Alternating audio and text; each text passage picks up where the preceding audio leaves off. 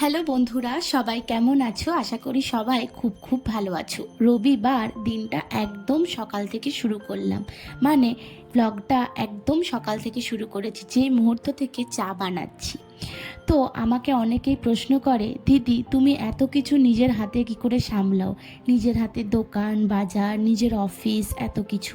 আমি জানো তো, একটা ছোটোবেলা থেকে শিক্ষা পেয়েছি, সেটা আমার বাবার থেকে, যেটা হচ্ছে নীতিবোধ বা মূল্যবোধ। আমার বাবা আমাদের ছোটোবেলা থেকে যে শিক্ষাটা বরাবর দিয়ে আসতো, সেটা হচ্ছে মাকে কাজে সাহায্য করা।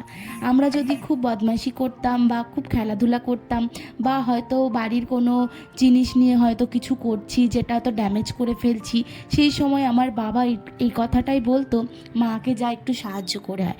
মা সকাল থেকে পরিশ্রম করে অক্লান্ত, এবং মায়ের একটু বিশ্রাম খুব দরকার। সেই জন্য ছোটোবেলা থেকে এই যে সাহায্য করতে হবে বা মায়ের কাজটা একটু হালকা করতে হবে, এই নীতিবোধটা না আমরা ছোটোবেলা থেকেই শিখে এসেছি। নীতিবোধ, মূল্যবোধ, এই কথাগুলো এখন বুঝতে পারি। তখন কিন্তু একদমই বুঝতাম না। এটা বুঝতাম বাবা বলেছে তাই জন্য করতে হবে, বা মাকে সাহায্য করতে হবে সেই জন্যই করছি। এখন মনে হয় যে এই বোধগুলো বাবা ছোটোবেলা থেকে দিয়েছিল বলেই, বা এই শিক্ষাটা, তাই জন্য আজকে যেটুকু করি মনে হয় যেন কোনো কাজই কাজ নয়, কেননা ছোটোবেলা থেকে এই কাজ করার অভ্যেস আছে। নেক্সট ব্লগে দেখাচ্ছি কাবাবটা কেমন হলো।